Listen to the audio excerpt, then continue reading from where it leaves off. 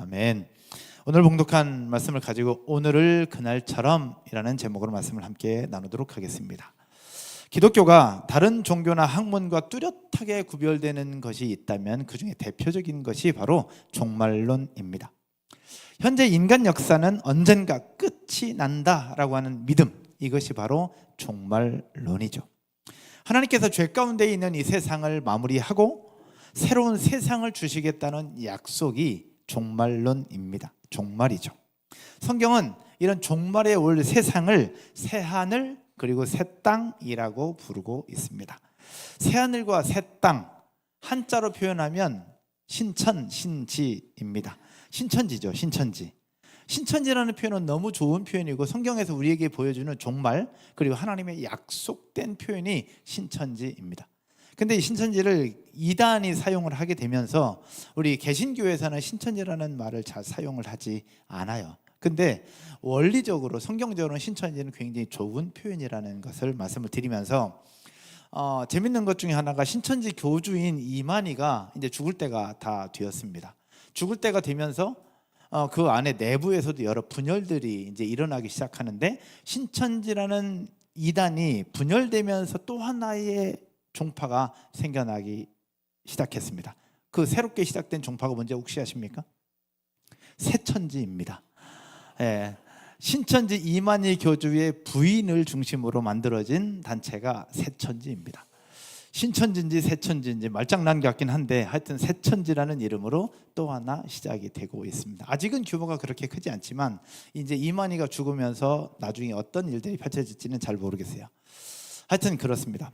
새하늘과 새 땅, 그날이 오면 어떤 일이 벌어질 것이냐. 그날이 오면요, 세상에서 죄악을 제거할 뿐만 아니라 그동안 죄악에 희생당한 모든 이들의 눈물을 닦아주시는 하나님의 역사들이 나타나게 될 줄로 믿습니다. 사람들이 더 이상 죽지 않을 것이고요, 애통하거나 고통이나 눈물이 없고 아픔이나 죽음이 없을 겁니다. 요한계시록에서 새하늘과 새 땅에 대해서 보여주고 있는 것이 그것입니다. 사랑하는 여러분, 우리가 예수 그리스도로 말미암아 영원한 영생을 얻고 영원한 죽음이 없는 천국, 영원한 영생, 새하늘과 새 땅에서 살아갈 그날, 우리에게도 고통이 없고 눈물이 없고 아픔이 없고 근심이 없는 그곳이 우리가 살아갈, 영원히 살아갈 우리에게 주시는 하나님의 선물이요 축복이 되기를 주님의 이름으로 축복합니다. 여러분들이 그것을 누리실 줄로 믿습니다. 이런 말씀은 요한계시록에서 우리에게 이미 말씀하고 보여주고 있어요. 그래서 창세기 앞부분과 요한계시록 뒷부분을 비교해 보면 정확하게 얘기해주고 있습니다. 창세기 앞에는 하나님의 창조를 얘기하고 있어요. 근데 요한계시록에서는 하나님의 새 창조를 이야기를 하고 있어요. 근데 하나님의 창조하신 세상이 결국 죄악으로 말미암아 점점 망가져가요. 근데 망가져가는 그 세상을 하나님이 그냥 주시는 것이 아니라 예수 그리스도로 말미암아 다시 회복시키시면서 요한계시록에서 새하늘과 새 땅이 왔을 때 하나님 어떻게 회복하실 것인가에 대해서 성경은 쭉 설명을 하고 있는데 화면 하나 준비했어요. 요한계시록과 창세기를 비교해 놓은 성경 자료인데 글씨가 좀 작지만 함께 보면 1장 1절에 창세기 1장 1절에 태초에 하나님이 천지를 창조하셨습니다. 여러분 아멘이시죠? 요한계시록 21장 1절에 새하늘과 새 땅을 하나님이 또 창조하십니다. 새하늘과 새 땅을 말씀하세요. 창세기 1장 5절에서 어두움을 밤이라고 하세요. 근데 창세기 21장 25절에는 이제 밤이 없을 것이다 라고 말씀하십니다. 그 다음에 쭉 넘어가서 2장 8절에 하나님이 에덴 동산을 만드시죠. 근데 요한계시록 21장 2절에는 거룩한 도성을 만들어 주십니다. 2장 9절에서 생명나무를 만드시죠. 근데 생명나무를 만드시는데 요한계시록에도 생명나무는 여전히 있어요. 그리고 2장 10절에 강 하나가 에덴에서 흘러나오는데 22장 1절에는 생명수의 강이 흐를 것이다 라고 말씀하고 있어요.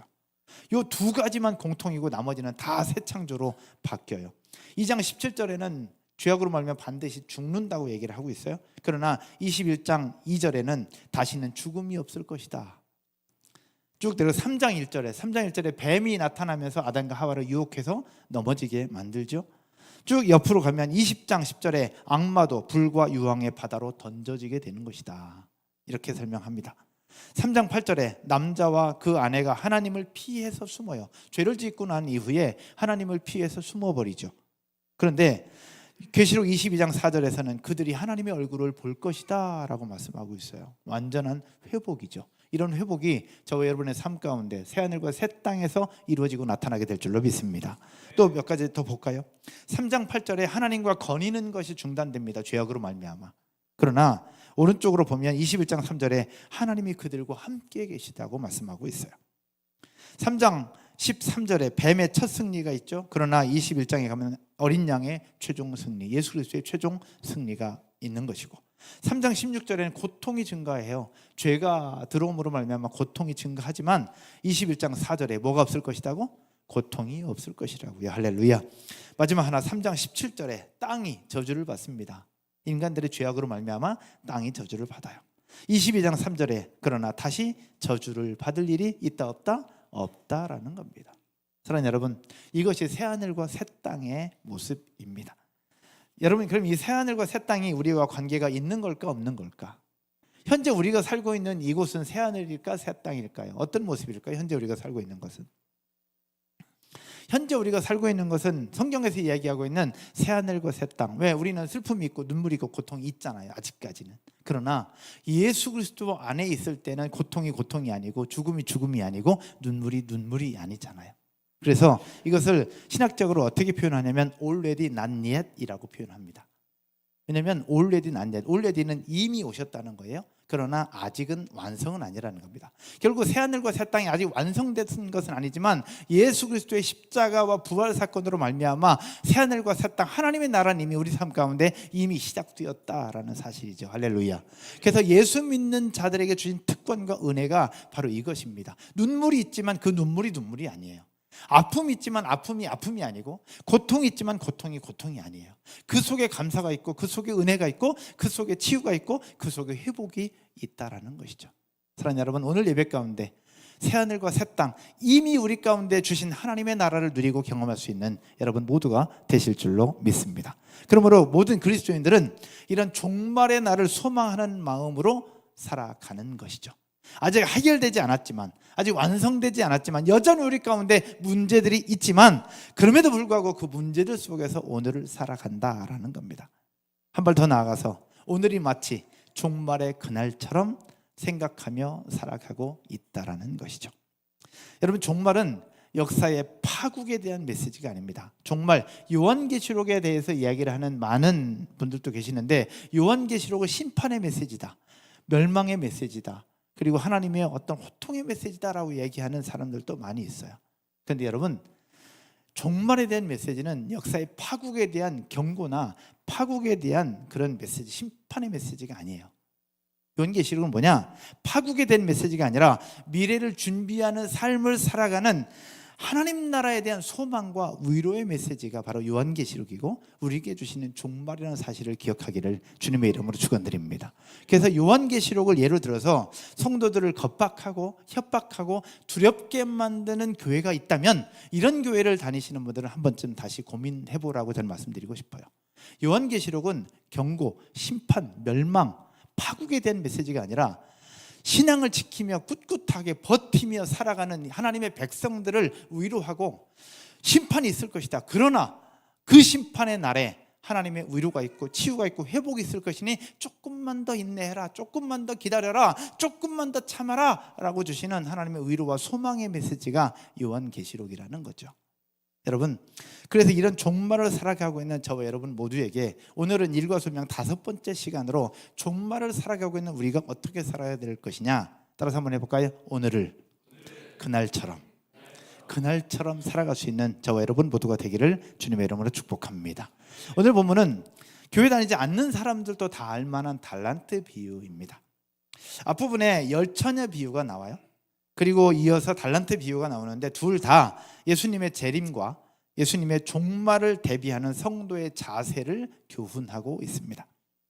열처녀 비유가 철저한 준비를 통해서 주님의 재림을 대비하라라고 주시는 메시지라고 한다면, 오늘 보게 될 달란트 비유는 소명에 대한, 우리가 하는 일에 대한 성실함, 그리고 충성됨으로 주님의 재림을 준비하라라고 주시는 메시지가 오늘 달란트 비유입니다. 여러분 이미 다 알겠지만 달란트 비유의 내용을 잠깐 살펴보면 초신자들도 있고 또 온라인으로 예배하시는 분들도 잘 모르는 분들도 계실 수 있으니 달란트 비유의 내용을 잠깐 살펴보면 한 주인이 타국으로 떠나면서 자신의 종들을 불러서 종들의 능력에 따라 달란트를 주십니다. 한 사람에게는 5달란트를 주시고요, 또 한 사람에게는 2달란트를 주십니다. 또 한 종에게는 1달란트를 주셨어요. 5달란트 받은 사람은 바로 가서 장사해서 또 5달란트를 남깁니다. 2달란트 맡은 사람도 마찬가지로 받아서 장사를 해서 또 2달란트를 남깁니다. 그러나 1달란트 받은 사람은 받은 것을 땅을 파고 묻어뒀다가 주인이 돌아왔을 때 주인에게 그대로 드려요. 이제 시간이 흐른 후에 주인이 돌아와서 결산을 하는데 5달란트 받은 사람이 주인에게 이르기를, 주인님, 저에게 주신 5달란트를 가지고 제가 장사를 해서 5달란트를 또 남겼습니다 하면서 10달란트를 가지고 주인에게 찾아와요. 그랬을 때 주인이 뭐라고 얘기하느냐, 마태복음 25장 21절에서 이렇게 말씀하고 있는 겁니다. 그 주인이 이르되, 같이 읽을까요? 잘하였도다 착하고 충성된 종아, 네가 적은 일에 충성하였음에 내가 많은 것을 내게 맡기리니 네 주인의 즐거움에 참여할지어다. 이렇게 말씀을 하세요. 근데 5달란트 받은 사람뿐만 아니라 2달란트 받은 사람도 와서 동일하게 4달란트를 드렸더니 똑같은 말씀으로 칭찬을 하시는데 그것이 23절의 말씀이죠. 읽지는 않겠습니다. 그러나 1달란트 받은 사람은 달랐어요. 받은 것을 있는 그대로 땅에 묻어두었고 주인이 돌아왔을 때 그대로 돌려줍니다. 하지만 그 주인은 1달란트 받은 사람이 주인에게 돌려주는 그 모습을 보면서 너는 그 있는 것까지 빼앗기리라 라고 책망하시면서 악하고 게으른 종이다 라고 얘기하시면서 그것을 빼앗아서 10달란트 받은 자에게 줍니다. 이것이 오늘 달란트 비유의 전체적인 내용이고 배경인데, 이 배경을 통해서 오늘 일과소명 5번째, 오늘을 그날처럼이라는 제목으로 함께 나눌 때에 우리에게 주시는 메시지가 과연 무엇일까라는 겁니다. 첫 번째는 따라서 한번 해볼까요? 적은 일에도 충성하라. 적은 일에도 충성하라. 지금 개역개정판인데 개역개정판이 되기 전 성경은 작은 일이라고 표현하고 있는데 그래서 둘 다 적었습니다. 적은 일에도 충성하라입니다. 오늘 읽은 본문 21절부터 한 번 더 보도록 하겠습니다. 이미 아시는 말씀이겠지만, 그 주인이 이르되 잘하였도다. 여러분 읽을까요? 착하고 충성된 종아, 네가 적은 일에 충성하였음에 내가 많은 것을 내게 맡기리니 내 주인의 즐거움에 참여할지어다 하고, 22절도요. 22절 제가 읽을까요? 2달란트 받았던 자도 와서 이르되 주인이여 내게 2달란트를 주셨는데 보소서 내가 또 2달란트를 남겼나이다. 23절 여러분 읽겠습니다. 그 주인이 이르되 잘하였도다 착하고 충성된 종아, 네가 적은 일에 충성하였음에 내가 많은 것을 내게 맡기리니 하고, 아멘. 여기서 각각 그 재능대로 달란트를 주셨다라고 말씀하고 있습니다. 그 재능으로 번역된 단어는 두나미스라는 단어를 사용하더라고요. 이 두나미스, 능력이라는 겁니다. 즉 한 사람 한 사람에게 달란트를 주셨는데 5달란트, 2달란트, 1달란트를 주시는데 그냥 주신 것이 아니라, 그냥 순서대로 순착순으로 주신 것이 아니라 그 사람의 능력에 따라서 주셨다라는 겁니다. 결국 본래부터 가지고 있는 힘, 능력에 따라 달란트를 지급했다라는 이야기예요. 혹시 여러분들 중에 본인이 일복 많은 사람이라고 느껴지는 분 혹시 계십니까? 일복 많은 사람, 나 일복 진짜 많다 하는 분 혹시 계십니까? 네, 여기 있어요. 내가 생각하는 사람이 있어요. 일복 많은 사람이 또 한 사람이 있는데 본인은 손을 안 들으시네. 네. 일복 많다고 생각하는 사람이 있어요. 저는 어떨 것 같아요? 저는 이 일을 몰고 다니는 사람이, 일을 몰고 다니는 사람. 여러분, 일복 많은 사람이 항상 어떤 생각이 들면 왜 이렇게 일이 많아? 라고 하는데, 그럼에도 불구하고 일이 끊이지 않고 계속해서 찾아옵니다. 일만 오는 게 아니라 사람도 몰고 다니죠. 왜 이렇게 나한테 일이 많은가? 라고 생각하는 분 혹시 계시다면 따라서 한번 해볼까요? 나는 그만큼 능력이 있는 것이다. 할렐루야. 능력이 있으니까 주시는 거예요. 성경에 하나님께서 제자들을 부르고 사람을 부를 때 놀고 있는 사람을 부르지 않으셨어요. 다 일하고 있는 사람을 불러서 또 다른 일을 또 맡기셨어요. 베드로를 부를 때도 놀고 있는 사람이 아니라 고기를 잡고 있을 때 불렀고요. 사도 바울도 다른 일이지만 일을 하고 있을 때 불렀고요. 다윗도 형들은 다 사무엘 선지자가 온다고 집에서 떼 빼고 광내고 놀고 있었지만 다윗 혼자 양치고 있었잖아요. 혼자 일하고 있을 때 하나님은 그 일하고 있는 사람을 또 불렀어요. 그래서 일복이 많다는 것은 힘들 수는 있지만 좋은 일이고 하나님이 그만큼 감당할 수 있는 능력을 주신다라는 사실을 믿고 조금 더 자신 있게 확신 갖고 더 열심히 일할 수 있기를 주님의 이름으로 축복합니다. 근데 쉬고 싶을 때가 많아요. 제가 동산교회에서 사역을 할 때 행정목사로 섬기면서 행정목사로 블루오션 공동체로 셀 세미나로 큰숲 회복 수양회로 이것저것 할 때 진짜 하루에 3시간 4시간 자면 많이 자면서 사역을 할 때였습니다. 하루는 주일날 예배 끝나고 담임 목사님과 함께 점심을 먹으면서 목사님 일이 왜 이렇게 많은지 모르겠습니다. 너무 힘들다고. 그냥 저는 그만두겠다는 게 아니라 좀 일을 빼달라는 게 아니라 그냥 위로받고 싶어서 목사님께 그냥 투정 안에 투정을 했어요. 목사님 너무 많은 것 같다 그랬더니 저는 그냥 수고 많다라고 한마디 해주면 좋겠는데 목사님께 이렇게 말씀하셨어요. 메뚜기도 한철이야. 딱 그 말씀하시고 그냥 끝나셨어요. 메뚜기도 한철이라고 그냥 그 말씀으로 끝나시더라고요. 여러분 일복이 많다는 거는 그만큼 능력이 된다는 것이니까 좀 더 담대하셨으면 좋겠고, 다시 돌아가서 달란트 비유. 달란트는 재능, 은사를 얘기하고 있는데 이것을 그 당시에는 화폐 단위이기도 했습니다. 여러분 1달란트가 돈으로 따질 때 어느 정도 되는지 혹시 아십니까? 1달란트는 6,000데나리온의 가치를 가지고 있습니다. 6,000데나리온. 여러분 계산해 보세요. 수학 선생님. 1달란트는 6,000데나리온이에요. 1데나리온은 어른 하루 일당입니다. 하루 일당. 요즘에 하루 일당이 그냥 일반 잡부도 한 13만 원, 15만 원 된다고 하더라고요. 근데 쉽게 계산하기 좋게 어른 장정 하루 일당 10만 원 잡으면 10만 원 곱하기 6,000입니다. 그럼 얼마일까요? 6억이죠. 즉 1달란트는 6억이라는 얘기예요. 그러면 5달란트는 얼마 받았다는 얘기예요? 30억 받았다는 겁니다. 어마어마한 돈이죠. 그러니까 5달란트는 30억이고요. 2달란트는 얼마야? 12억입니다. 1달란트는 6억입니다.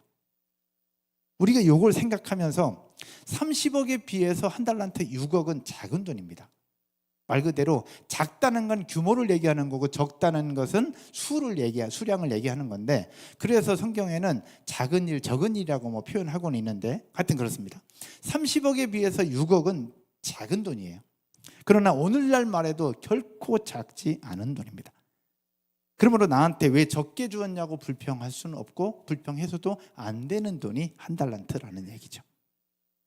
5달란트 그리고 2달란트 낚인 종들에게 칭찬하기를 잘하였도다. 착하고 충성된 종이야. 네가 적은 일에 충성하였으면 내가 많은 것으로 내게 맡기리니 내 주인의 즐거움에 참여할지어다 라고 말씀하고 있어요. 근데 여기서 적은 일, 작은 일은 도대체 뭐냐라는 겁니다. 작은 일, 적은 일은 도대체 뭐길래 주인이 칭찬했을까라는 거죠. 사실 5달란트를 받아서 장사한 일은 결코 적은 일이 아닙니다. 적은 일도 아니고 작은 일도 아니고. 왜? 돈이 적은 것도 아니고 30억 가지고 사업을 했다고 한다면 결코 규모가 작은 것도 아닐 거니까요. 여러분 그렇죠? 그래서 돈의 액수도 적은 것이 아니고 장사의 규모가 작은 것도 아니라는 겁니다. 그러므로 여기서 적은 일은 돈에 대한 이야기가 아닐 거예요. 그래서 신학자들은 적은 일에 충성했다고 하는 이 부분에 그래서 복을 주시는 이것은 무엇이냐, 앞으로 이 종이 받을 보상에 비해서 지금은 너무 적은 일이 될 거다라고 암시하고 있는 거예요. 앞으로 더 어마어마한 축복을 주실 하나님의 메시지를 이야기하고 있다라는 것이죠. 그래서 여기서 중요한 것은 적은 일의 포인트가 아니에요. 적은 일의 포인트가 아니라 뭐가 포인트냐, 따라서 해볼까요? 충성하였음에. 충성하였음에가 포인트라는 겁니다. 이 충성하였음에는 미완료 과거형으로 사용하고 있습니다. 즉 이 종이 과거 한때에만 충성하고 지금은 안 하는 게 아니라 과거부터 지금까지 계속적으로 충성하고 있고 지금도 충성하고 있고 앞으로도 충성하고 있을 그 모습을 이야기를 하고 있는 거예요. 그것을 칭찬하고 있는 거죠. 그래서 누가복음 16장 10절에서 성경은 우리에게 이렇게 말씀하고 있습니다. 같이 한번 읽겠습니다. 지극히 작은 것에 충성된 자는 큰 것에도 충성되고 지극히 작은 것에 불의한 자는 큰 것에도 불의하니라. 아멘. 뭘 얘기하는 거예요? 규모가 크든 작든 작은 일에 충성하는 사람은 큰 일에도 충성하고 그 일에 지극히 작은 것에 불의한 사람은 큰 일에도 불의하다. 그것을 얘기를 하고 있는 겁니다. 하나님은 이런 자에게, 주인은 이런 자에게 더 많은 것을 맡기는 것이죠. 하나님도 마찬가지입니다. 이 종에게 더 많은 것들을 맡길 것이고 이 종을 불러서 주인의 잔치자리에 참여시키겠다는 하나님의 축복이 여기에 있었던 겁니다. 과거에 제가 사역할 때 목회자 그룹 안에는 경건부장이라고 있었어요. 경건부장. 이 목회자들 한 80명 정도 되니까 그 안에 경건부장이라고 있었는데, 경건부장 목사님의 역할은 뭐냐? 새벽 기도하는 목사님들의 설교 순서를 짜는 거예요. 새벽 기도하는 목사님들의 설교 순서를 짜고 혹시라도 목사님의 새벽에 펑크나면 땜빵하는 그 역할입니다. 그러니까 그러면 땜빵하려면 그 목사님은 새벽 기도 빠지면 돼야 안 돼요? 절대 안 되는 거예요. 그래서 항상 준비하고 대기하고 있어야 되는 거죠. 근데 제 선배 목사님 중에 한 분이 정말로 성실하면서 그 힘든 것을 수년 동안 충성스럽게 감당했어요. 근데 그분이 하나님이 정말 좋은 교회, 건강한 교회 담임 목회지로 딱 부르시면서 목사님이 빠지셨어요. 그리고 제가 행정 목사 때 이제 그 자리에 다른 목사님을 세워야 되는데 정말 이게 성실한 목사님을 세워야 되는 거예요. 그래서 아주 성실하다고 생각되는 A 목사님에게 부탁을 드렸습니다. 그랬더니 목사님께서 목사님 제가 너무 바빠서 못할 것 같습니다 라고 말씀하시더라고요. 왜냐하면 바쁜 것도 있지만 누구도 알아주지 않는 자리거든요. 그냥 섬기는 자리예요. 그래서 그래 바쁘니까 어쩔 수 없지. 그래서 제가 어쩔 수 없이 다른 B 목사님에게 부탁드렸더니 B 목사님도 여러 사역을 하시는 분인데 B 목사님은 흔쾌히 목사님 제가 순종하겠습니다. 제가 하겠습니다 라고 하셨어요. 그로부터 전교인 특별 집회가 있었습니다. 전교인 특별 집회 설교 순서를 짜는 일은 저의 역할이었습니다.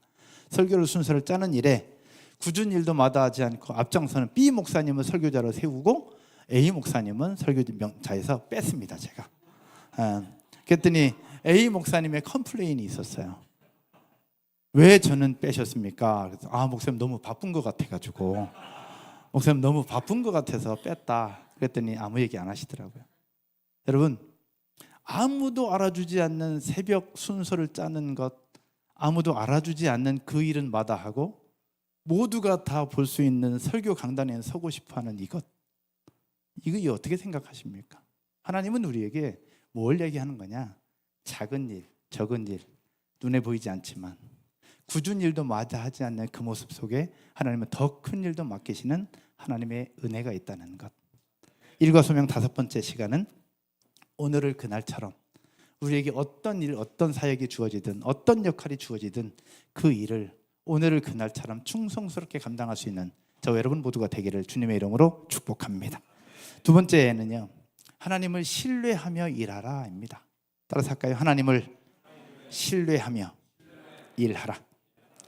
한 달란트 받은 종은 주인에게 악하고 게으른 종이다라고 평가를 받습니다. 이는 뭐냐? 성경 원어로 보면 쓸모없고 두려움에 주저하는 사람이라는 뜻이더라고요. 이 종은 왜 이렇게 됐을까? 한 달란트, 우리가 조금 전에 돈의 액수를 찾아봤던 것처럼 6억이라는 돈을 받았어요. 여러분들에게 6억 준다면 여러분 싫어요, 좋아요? 무조건 좋죠. 무조건 좋습니다. 얼마 전에 우리 인규 전사님이 휴가 중에 부산에 다녀왔는데, 만약에 부산에 지금 오면 6억 준다 그러면 여러분 갈 사람, 안 갈 사람 있어요? 무조건 가죠. 주일 빼먹고라도 가겠지, 6억 준다는데. 이 6억이라는 돈이 그렇게 작은 돈이 아니에요. 한 달란트가 작은 게 아닙니다. 근데 이 주인은 이 종은 왜 그랬을까라는 겁니다. 근데 성경에서 얘기를 하고 있더라고요. 한번 볼까요? 24절과 25절에 이 한 달란트 받은 종이 왜 그랬는지를 성경은 얘기를 하고 있습니다. 한 달란트 받았던 자는 와서 이르되 주인이여 당신은 뭐한 사람이라? 굳은 사람이라 심지 않은 데서 거두고 해치지 않은 데서 모으는 줄을 내가 알았으므로. 그러면서 25절에 두려워하여 나가서 당신의 달란트를 땅에 감추어 두었었나이다. 보소서 당신의 것을 가지셨나이다. 여러분, 종은 주인을 오해하고 있었습니다. 종은 주인을 마음이 굳은 사람으로, 그리고 해치지 않은 데서 모으는 사람으로, 자신의 힘과 권위로 다른 사람의 것을 강제로 빼앗는 폭력적인 사람으로 오해하며 두려워하고 있었던 것이죠. 주인에 대한 오해와 편견, 두려움 때문에 그가 받은 한 달란트, 정말 귀한 그 한 달란트를 적극적으로 이용하기보다는 그냥 혼나기 싫어서 혼나지 않기 위해 겨우 보존하는 소극적인 태도를 취하고 말았던 겁니다. 결국 있는 것까지 빼앗긴 채 어두운 곳으로 쫓겨나는 신세가 되어버리고 말았습니다. 이처럼 오해는 굉장히 큰 아픔을 동반합니다. 여러분, 하나님과의 관계에서 오해할 때 어떤 일이 벌어지는지 아십니까? 하나님과의 관계에서 오해할 때는 우리 신앙은 물론 하나님이 주시는 복을 누릴 수가 없습니다. 하나님이 어떤 분인가에 대해서 오해할 때 하나님 주시는 복을 누릴 수 없어요. 그럼 하나님과의 관계뿐만 아니라 사람과의 관계도 마찬가지입니다. 별것 아닌 것으로 오해가 생겨나죠. 이 오해를 풀 수 있으면 좋을 건데 오해를 풀지 못하면 골은 더 깊어져서 걷잡을 수 없는 관계가 되어지고 결국은 갈라서기도 합니다. 그러나 용기를 가지고 오해를 풀려고 노력하면, 그리고 오해가 풀리게 되면 그 어떤 때보다 더 행복하게 될 것이고 더 신나는 삶이 될 줄로 믿습니다. 혹시 여러분들 가운데 그런 일이 없겠지만 하나님과의 관계 속에서 하나님을 오해하고 있다면 하나님과의 관계 속에 그 오해가 풀려지기를 주님의 이름으로 축복합니다. 또 사람과의 관계 속에서 나 스스로 서로 관계가 아니라 나의 어떤 이상한 여러 생각들로 하여금 오해하는 부분들이 있다면 이것도 풀려졌으면 좋겠습니다. 그래서 저는 오해라는 말 대신에 신뢰라는 말을 드리고 싶어요. 신뢰는 나의 심장을 내어준다라는 뜻이래요. 나에게 먼저 심장을 내어준다. 여러분, 이게 가능할까요? 나에게 먼저 심장을 내어준다. 우리 인간 세상에서는 쉽지는 않습니다. 그러나 이것을 실제로 보여주신 분이 계시죠. 바로 십자가 위에 달리신 우리 주 예수 그리스도. 우리의 모습과 우리의 상태와 상관없이 우리를 위해서, 나를 위해서 십자가에 달려 죽으시면서 심장을 먼저 내어주시면서 우리를 믿어주신 분, 그분이 바로 예수 그리스도이십니다. 할렐루야. 그 예수 그리스도의 은혜와 예수 그리스도의 공로로 말미암아 우리는 지금도 살고 있는 것이고 이 땅을 살게 되는 것 아닐까요? 그러므로 우리가 그리스도인인 이상 완전하진 않지만, 완벽할 수도 없지만 그 예수님의 모습을 조금씩이라도 닮아갈 수 있기를 주님의 이름으로 축원드립니다. 그렇게 나도 먼저 손을 내밀고 또 나도 누군가를 향해서 먼저 손을 내미는 그런 모두가 되는 오늘이 그날처럼 그렇게 충성스럽게 살아가는 저 여러분 모두가 되기를 축복합니다. 그러나 사람과의 관계 속에서는 먼저 손을 내밀어도 손을 내밀었으나 뿌리침을 당할 수 있어요. 슬퍼요. 속상하고 아픕니다. 그래도 괜찮아요. 사람들은 몰라주지만 누구는 아시니까 하나님은 아시잖아요. 그래서 하나님은 아시기에 내가 먼저 손을 내밀고 내가 먼저 심장을 내어줄 수 있는 예수님을 닮아가는 저 여러분 모두가 되기를 주님의 이름으로 축복합니다. 결론을 맺으면서요, 팀 켈러 목사님께서 쓰셨던 일과 영성이라는 책의 앞부분에서 말씀하고 있더라고요. 한 분을 소개하고 있는데, 여러분 대작이라고 불리는 반지의 제왕, 우리 영화도 보셨고 아마 책도 보신 분들 계실 텐데, 반지의 제왕이라고 하는 대작을 쓰셨던 작가는 톨킨이라는 사람입니다. 톨킨. 근데 이 톨킨이라는 사람이 수천년 역사를 정리하면서 반지의 제왕을 집필할 상황이었습니다. 집필하고 있었던 그때였는데, 이 수천년의 역사를 정리하면서 가상의 언어와 문화를 만들어내는 엄청난 작업을 하다가 중간에 지쳤어요. 어마어마한 대작이니까 중간에 지칩니다. 그래서 부차적인 줄거리를 갈라지는 지점에서 하나하나 원하는 결말을 만들어가다가 결국 지치면서 낙심하게 돼요. 근데 엎친 데 덮친 격으로 그때 세계 2차 대전이 시작되면서 결국 여기저기 전쟁의 소식들이 들려옵니다. 그래서 결국 생명을 부지하고 집필을 완성할 수 있을까 장담할 수 없는 그런 상황 속에 창밖을 내다보는데 창밖에 나무가 있고 나무 한 그루가 있는데 거기에 이파리가 흔들흔들 거리는 모습을 보면서 반지의왕 집필하는 것을 멈추고 니글의 이파리라고 하는 단편 소설을 쓰기 시작합니다. 니글의 이파리라고 하는 단편 소설을 쓰기 시작하는데 그 단편 소설의 내용이 이러합니다. 니글이라는 사람이 멋진 나무를 상상하면서 나무를 그리고 이파리를 그리기 시작합니다. 근데 니글이라는 사람이 아주 디테일한 사람이었던 것 같아요. 이파리 나무를 그려놓고 이파리 하나 그리는데 이파리를 너무 정교하게 그린 거예요. 이파리 하나 그리고 무늬 그리고 색깔, 그 다음에 광택, 그 다음에 빛, 그 다음에 이슬방울 하나하나까지 그렸어요.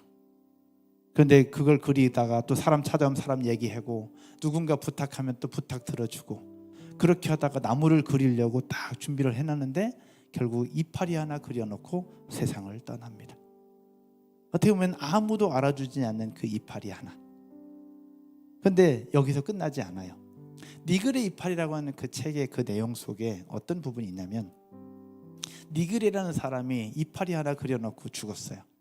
그리고 하늘나라에 가서 봤더니 깜짝 놀란 것이 본인이 생각하며 상상하며 그리려고 했던 멋진 나무가 하나님 나라에 딱 펼쳐져 있는 거예요.